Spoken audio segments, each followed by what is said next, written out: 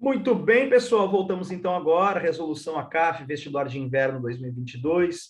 Nosso comentário agora, então, ele se volta para a questão de número 11 sobre Lígia Fagundes Telles. Como eu havia antecipado a vocês, né, a questão, então, ela traz aqui o nome dos contos em uma coluna, né, e depois um breve comentário na coluna ao lado. Você deve fazer a relação, tá? Então, olha ali, por exemplo, mostra o choque de perspectivas quando um jovem decide se hospedar em uma casa ocupada por idosos.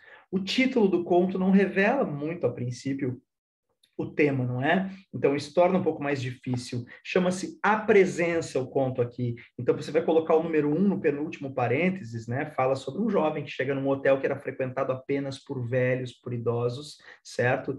O jovem diz não se importar com isso, mas o recepcionista insiste e diz, não, mas os velhos vão se importar com a sua presença, né? Daí a relação que se estabelece entre o título e o conto. Mas, então, o número 1 deve ser colocado no penúltimo parênteses, de modo que você já sabe que só vai ficar com duas alternativas possíveis, as alternativas C e D. A partir daí, talvez fique um pouco mais fácil, não é verdade? Se você souber qualquer uma das outras relações, você já consegue resolver. Ou seja, você não precisa conhecer todas as relações dos 5 contos que estão colocados aqui. Sabendo uma delas já é o suficiente, tá bom? Aliás, se você souber duas, resolve, mas sabendo uma apenas, vejam só, por exemplo, o que acontece ali.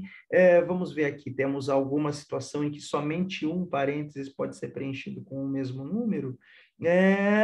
O segundo parênteses, não, todos eles exigem que você saiba pelo menos duas.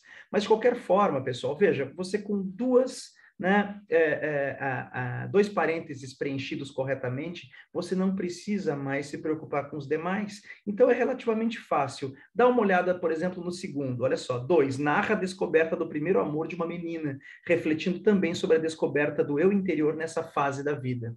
Trata-se do conto Herbarium, tá, pessoal? Porque a menina recebe o primo mais velho, ela tem uma espécie de, né, amor platônico, de paixonite pelo primo mais velho, no conto chamado Herbarium, um conto que traz também uma metáfora dessa passagem, né, para a adolescência, tá bom? O conto chama Herbarium, deveria ser preenchido o número 2 no terceiro parênteses, de modo que aí você já tem a resposta, só pode ser a letra D, que coloca o número 2 na terceira posição. Aliás, é a única situação em que isso acontece, tá? Então, a letra D, 3, 5, 2, 1, 4. Legal? Mas vamos só comentar os demais. Por exemplo, o número 3 narra todas as dificuldades da vida de uma moça até a mudança para a capital, na tentativa de mudar de vida, assim como tantos brasileiros e pessoas ao redor do mundo. Esse é um dos contos que eu costumo sempre enfatizar bastante nas revisões, né? É um conto chamado A Confissão de Leontina, em que a moça ela é abandonada lá pelo irmão de criação, pelo seu primo chamado Pedro, né, deixada no interior, numa casa de família, para trabalhar numa condição semi-escrava, enquanto o rapaz que vendeu a casa dela, a casa da família, foi embora para a cidade grande viver a sua vida, certo? Diz assim, não, depois eu volto para te buscar, não voltou nada, né? E aí a Leontina, a protagonista, então ela sai, né, foge dessa casa onde estava sendo maltratada aí no interior e vai até a cidade grande em busca de encontrar o primo, né, e quem sabe tentando aí recomeçar a vida ou buscando uma outra condição de vida, como sugere ali o item. Então, pessoal, o item 3, né, ele se relaciona ao conto chamado A Confissão de Leontina, portanto, né, o primeiro parênteses deveria ser preenchido com o número 3, e a partir daí já estaria resolvida a questão também, né? Se você fizesse pensando, por exemplo, primeiro no conto A Confissão de Leontina, né? Preenchesse com o número 3 ali, você já teria a resposta imediatamente, né? A letra D como resposta, afinal nós já havíamos afirmado isso, não é? O item de número 4, o evento onírico leva o protagonista a uma reflexão sobre vida diante da pressuposta morte iminente.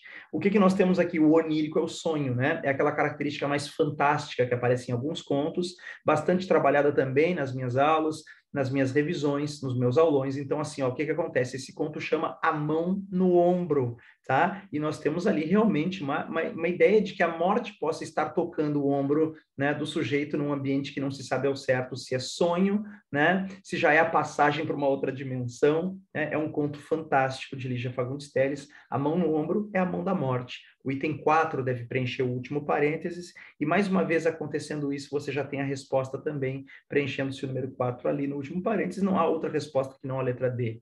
Sobrou ali para a gente o item 5, né? A maneira como o passado pode influenciar nossos relacionamentos com um final aberto e vago, que nos deixa pensando sobre a estrutura das coisas. Tem uma pista aqui, né? Está falando sobre a estrutura da bolha de sabão. É o item 5 que deve preencher o segundo parênteses, tá bom?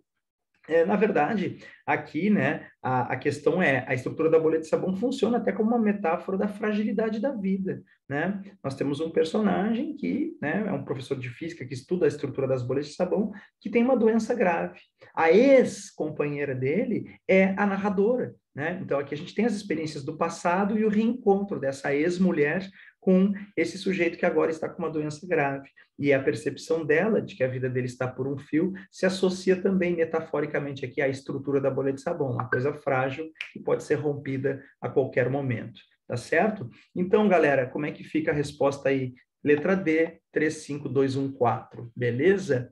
Basicamente é uma questão que envolve memorização. Ela só não é uma questão propriamente de nível difícil, porque como nós já vimos, se o candidato soubesse um ou dois itens aqui, conseguiria chegar à resposta, mesmo não sabendo ou não tendo certeza sobre os demais. Beleza? Ficamos assim então, pessoal. Já voltamos com mais comentários sobre as próximas questões. Valeu!